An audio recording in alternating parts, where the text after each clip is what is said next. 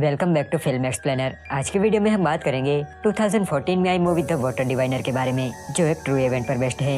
ये कहानी है एक आदमी की जो अपने 3 बेटों को ढूंढने निकलता है, क्योंकि जंग खत्म होने के 4 साल बाद भी उसके बेटे घर नहीं लौटते। तो कहानी की शुरुआत होती है 1915 तुर्की से। ये वो समय था जब तुर्की के गली पोली में वॉर चल रहा था। इस वॉर में ऑटोमन अम्पायर और ब्रिटिश अम्पायर जैसी बड़ी शक्तियाँ शामिल थी।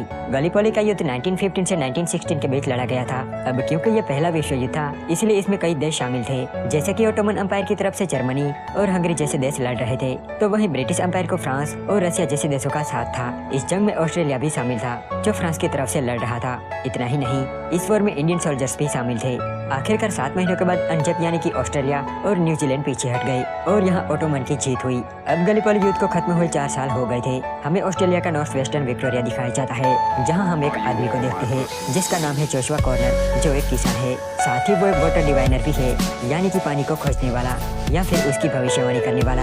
वो डाउसिंग मेथड का यूज करके जमीन में पानी खोजता था और वो इसमें माहिर भी था, क्योंकि जहाँ वो रहता था वो एक बिहड़ इलाका था, इसीलिए उसे जमीन से ही पानी निकालना पड़ता था। जब वो पानी खोज लेता है तब वो बहुत खुश होता है और रात को अपने घर जाता है, जहाँ उसकी पत्नी लिजी उनके बेटे के जूते साफ कर रही थी। वो जोशुआ को बताती है कि बच्चे सोने चले गए हैं, लेकिन कहानी सुनने के लिए तुम्हारी राह देख रहे हैं। तो जोशुआ बच्चों के कमरे में जाता है और उन्हें कहानी सुनाने लगता है, लेकिन वो कमरा खाली था। यहाँ हमें पता चलता है कि उनके 3 बेटे थे, जो 4 साल पहले गलीपोली जंग में मारे गए थे। लेकिन आज भी लिजी ये मानने को तैयार ही नहीं थी कि उसके बेटे मर चुके हैं। उसकी दिमागी हालत भी खराब हो चुकी है और वो अब भी मानती है कि उनके बेटे जिंदा है। वो जोशुआ से कहती है कि तुम जमीन से पानी ढूंढ सकते हो, लेकिन मेरे बेटों को क्यों नहीं ढूंढ सकते।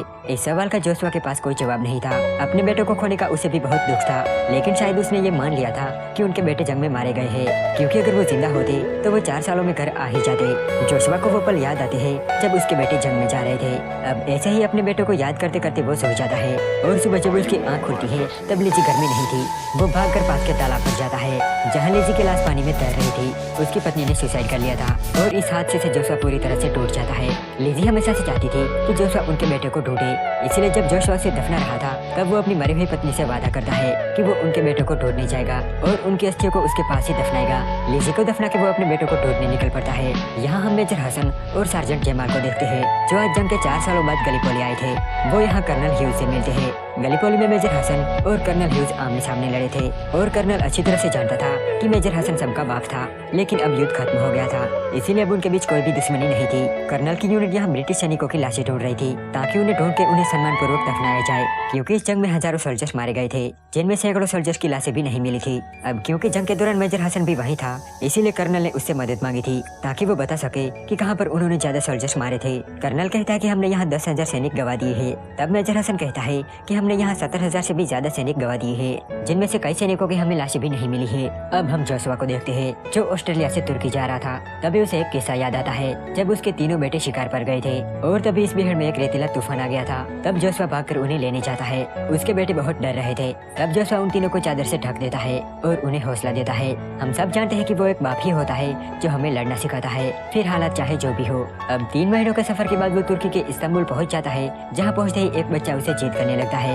वो जोशुआ से काफी रिक्वेस्ट करता है कि आप हमारे होटल चलो, हम आपको शानदार खाना और रहने के लिए एक साफ कमरा देंगे। लेकिन जोशुआ उसे इग्नोर कर देता है, क्योंकि वो सीधा गलीपोली जाना चाहता था। वो एक पुलिस ऑफिसर से पूछता है कि मुझे गलीपोली जाना है। तब वो बताता है कि आप वहाँ पर नहीं जा सकते।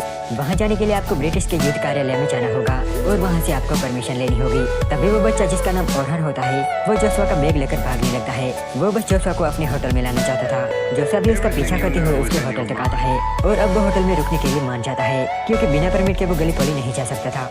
अब वो होटल के अंदर जाता है, जहाँ आयशा नाम की एक औरत थी, जो ओरहन की माँ थी। जोशुआ कहता है कि मुझे एक रूम चाहिए, मैं ऑस्ट्रेलिया से आया हूँ। ऑस्ट्रेलिया का नाम सुनते ही उसके चेहरे का रंग उड़ जाता है, क्योंकि वो उसका दुश्मन देश था और उसने भी जंग में बहुत कुछ खोया था। वो जोशुआ को बताती है कि मेरे बेटे से गलती हो गई, यहाँ पर कोई रूम नहीं है। लेकिन तभी वहाँ पर ओमन आता है, जो जोशुआ को एक रूम दे देता है। आयशा इस्तांबुल में एक होटल चलाती थी और साथ ही अपने फादर का ख्याल भी रखती थी, जिनकी दिमागी हालत कुछ ठीक नहीं थी। वो जोशुआ के कमरे में टॉवल्स देनी चाहती है, जहाँ वो उसे बताती है कि आपको एक बार नीले दरगाह जाना चाहिए, ये इस शहर की सबसे खूबसूरत जगह है। जोशुआ कहता है कि मैं यहाँ घूमने नहीं आया हूँ, मैं गलीपोली जाना चाहता हूँ। ये सुनकर आयशा चौंक जाती है। वो जोशुआ को बताती है कि वहाँ पर अब भूतों के अलावा और कुछ नहीं है। अगले दिन जोशुआ युद्ध कार्यालय में जाता है और ब्रिटिश ऑफिसर से गलीपोली जाने की परमिशन मांगता है। वो उसे अपने बेटों की तस्वीर दिखाता है और बताता है कि मैं उनकी अस्थियों को ढूंढ के अपने साथ ले जाना चाहता हूँ और उन्हें उसकी माँ के साथ दफनाना चाहता हूँ। लेकिन ऑफिसर उसे परमिशन देने से मना कर देता है। वो कहता है कि ऐसे हजारों कंकाल उस जमीन में दफन है और अब वही उनका घर है। मैं तुम्हें परमिशन नहीं दे सकता, तुम वापस अपने देश चले जाओ। तुर्की में माहौल अभी भी गर्म था और ब्रिटिश लोगों के खिलाफ रैलियां निकाली जा रही थी। तुर्की के लोग जंग को अभी भी नहीं भूले थे और वो ब्रिटिश लोगों से नफरत करते थे और इसमें आयशा भी शामिल थी। एक दिन जोशुआ जब ब्रेकफास्ट कर रहा था तब आयशा के फादर उसे पूछते हैं कि तुम्हारी बीवी कहाँ है। तब वो जवाब देता है कि वो अब नहीं रही। ये सुन के आयशा को बड़ा झटका लगता है। आयशा पूछती है कि तुम्हारे कोई बच्चे हैं, लेकिन इस सवाल का जोशुआ के पास कोई जवाब नहीं था। तब उसकी हालत देखकर आयशा उसे बताती है कि अगर आपको गलीपोली जाना है तो आपको किसी मछुआरे को ढूंढना होगा। अगर आप उसे अच्छे पैसे देंगे तो वो आपको वहाँ ले जाएगा। ये सुनकर जोशुआ उसका शुक्रिया अदा करता है। अब वो गलीपोली जाने के लिए निकल जाता है। तभी पीछे से ओरहन भागता हुआ आता है जो जोशुआ को एक तस्वीर देता है और कहता है कि आप वहाँ जाके मेरे पापा को ढूंढना, वो कई सालों से घर नहीं आए हैं और मुझे उनकी बहुत याद आती है। जोशुआ पूछता है कि तो फिर होटल में जो आदमी है वो कौन है। ओरहन कहता है कि वो मेरे चाचा है। यहाँ हमें समझ आता है कि ऐसे एक विधवा है और उसका पति गलीपोली युद्ध में शहीद हो गया है। शायद इसीलिए वो ब्रिटिश लोगों से नफरत करती थी। अब जोशुआ वो तस्वीर अपनी जेब में रख लेता है और वहाँ से चला जाता है।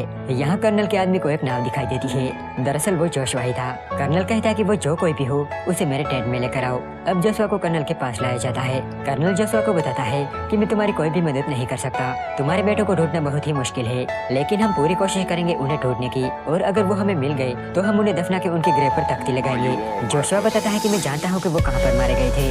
वो अपनी बुक में से एक नक्शा निकालता है और कर्नल को देता है। तभी उसके बेटों की तस्वीर नीचे गिर जाती है और जब मेजर हसन वो तस्वीर उठाता है तब वो उनके बेटों को पहचान लेता है। अब जोशुआ को वापस जाने के लिए बोला जाता है, लेकिन वो बहुत ही जिद्दी था।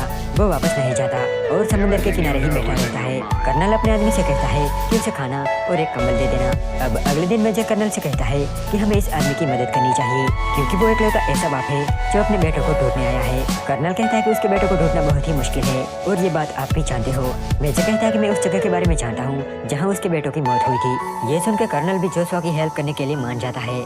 वो जोशुआ को उस जगह ले जाते हैं जहाँ उसके बेटे मारे गए थे। तभी हमें युद्ध का फ्लैशबैक दिखाया जाता है जिसमें जोशुआ के तीनों बेटे एक साथ लड़ रहे थे। जोशुआ भी उन पलों को महसूस कर रहा था। तभी आर्थर का पैर एक माइन पर पड़ जाता है और वो घायल हो जाता है। उसके दोनों भाई कवर में चले गए थे, लेकिन अपने भाई को बचाने के लिए वो दोनों कवर फायर देने लगे। लेकिन तभी एक मशीन गन उन दोनों को छलनी कर देती है। जोशुआ ठीक उसी जगह उन्हें खोदने को कहता है और वहाँ खोदने पर उन्हें एडवर्ड का कंकाल मिलता है। शायद जोशुआ ने ये महसूस कर लिया था कि वो कहाँ मरे थे।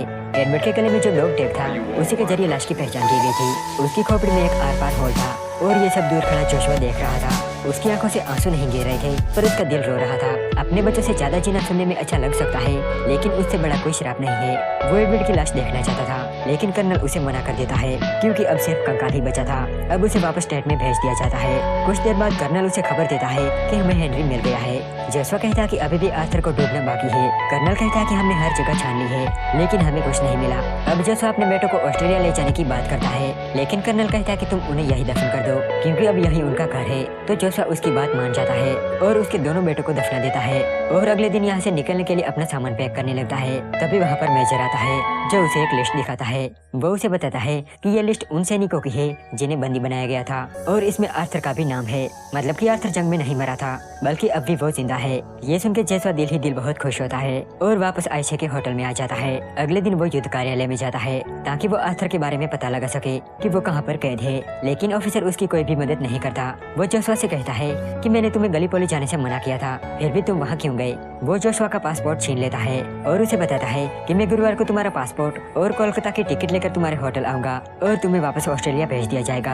अब यहाँ जोशुआ को खाली हाथ ही लौटना पड़ता है, इसीलिए वो मेजर का पीछा करता है ताकि वो उसकी कुछ मदद कर सके। लेकिन तभी जमाल उसे पकड़ लेता है और वो जोशुआ को जान से मारने की बात करता है, लेकिन मेजर ऐसा होने नहीं देता और उसे वापस होटल पहुँचा दिया जाता है। जोशुआ के बारे में काफी कुछ जानने के बाद आयशा भी अब उससे नफरत नहीं करती थी। वो रात को जोशुआ के साथ काफी बातें करती है, जहाँ हमें पता चलता है कि उसका पति जंग में मारा मारा जा चुका है, लेकिन वो अब भी मानती है कि उसका पति जिंदा है और ये उसकी मजबूरी भी थी, क्योंकि उसके पति का भाई ओमर जो शादीशुदा था वो अब आयशा को अपनी दूसरी बीवी बनाना चाहता था। वो उस पर दबाव डाल रहा था कि ओरहान के भविष्य के लिए उसे ये शादी करनी होगी, लेकिन आयशा ये कहकर उसकी बात को टाल देती थी कि मेरा पति जिंदा है, मैं दूसरी शादी नहीं कर सकती। ऐसे ही शादी को लेकर उन दोनों के बीच एक दिन झगड़ा होता है और ओमर आयशा को पीटने लगता है। तभी वहाँ पर जोशुआ आ जाता है जो ओमर को धक्का दे देता है। इस बात से ओमर बहुत गुस्सा हो जाता है और उसे पीटने की धमकी देता है। दूसरी तरफ आयशा भी जोशुआ पर गुस्सा करती है। वो उसे कहती है कि तुम बीच में क्यों आए, तुमने हालातों को और बिगाड़ दिया। वो गुस्से में उसे इस होटल से चले जाने को कहती है तो जोशुआ अपना बैग लेकर जाने लगता है, लेकिन जैसे ही वो होटल से बाहर निकलता है तभी ओमर और उसके आदमी उसे पीटने लगते हैं। तभी वहाँ पर जमाल आ जाता है जो जोशुआ को अपने साथ ले जाता है और जोशुआ का बैग ओरहान अपने होटल में वापस ले जाता है। मेजर और जमाल जोशुआ को बताते हैं कि पिछले रिकॉर्ड्स को देखते हुए तुम्हारे बेटे को एफयून ले जाया गया था, लेकिन अब हम नहीं जानते कि वो कहाँ पर है और वो जिंदा भी है या नहीं।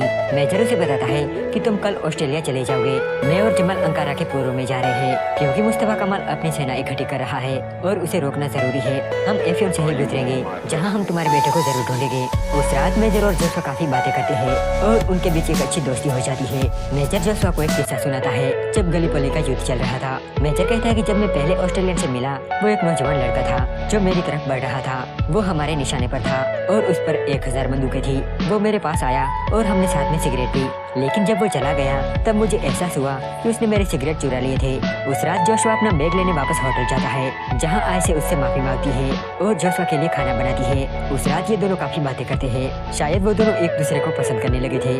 अगली सुबह ब्रिटिश ऑफिसर होटल पर आता है क्योंकि आज वो जोशुआ को वापस भेजने वाले थे, लेकिन जोशुआ वापस जाना नहीं चाहता था, इसीलिए वो आयशा की मदद से भाग जाता है और उस ट्रेन में चढ़ जाता है जिसमें मेजर और उसके सैनिक जाने वाले थे। तभी मेजर देखता है कि एक गांव चल रहा है और कई लोग वहां से जा रहे हैं। ये देखकर वो समझ जाता है कि ग्रीक सोल्जर आसपास ही है। वो जोशुआ को बताता है कि एक वक्त था जब हम और वो एक थे, लेकिन अब हमेशा आपस में लड़ते रहते हैं। तभी ग्रीक सोल्जर्स ट्रेन पर अटैक कर देते हैं और मेजर के कई सोल्जर्स को मार देते हैं। वो मेजर और जमाल को भी मारने वाले थे, लेकिन जोशुआ उन्हें बचा लेता है।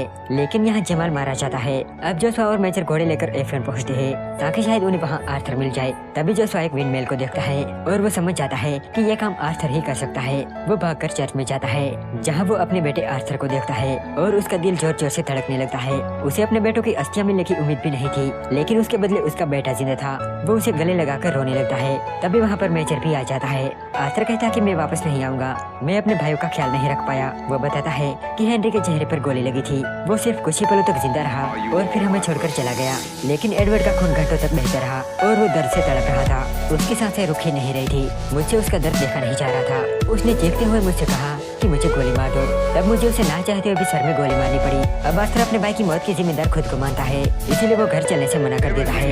तब जोशुआ कहता है कि तुम्हारी माँ अब नहीं रही और तुम्हारे सिवा अब मेरा इस दुनिया में कोई नहीं है, मैं तुम्हारे बिना घर नहीं जाऊंगा। ये सुनकर आर्थर घर चलने के लिए मान जाता है। तभी वहाँ पर ग्रीक सैनिक आ जाते हैं जो उस गाँव को तबाह करने लगते हैं। मेजर कहता है कि मुझे अब निकलना होगा और आप लोग भी यहाँ से जल्दी निकल जाओ। चलते टाइम वो जोशुआ को बताता है कि तुम्हारे बेटे पर सिगरेट का एक पैकेट और माचिस उधार है, मतलब कि वो आर्थर ही था जिसने 1000 दुश्मन सैनिकों के बीच मेजर के सिगरेट चुरा लिए थे। अब आर्थर और जोशुआ वापस होटल आ जाते हैं और जोशुआ को अपने बेटे के साथ देखकर आयशा बहुत खुश होती है और यहाँ वो मीठी कॉफी बनाकर जोशुआ से अपने प्यार का इजहार करती है। इसी के साथ ये मूवी यहीं पर एंड हो जाती है। तो अगर आपको ये वीडियो पसंद आया तो प्लीज इसे एक लाइक जरूर कर देना।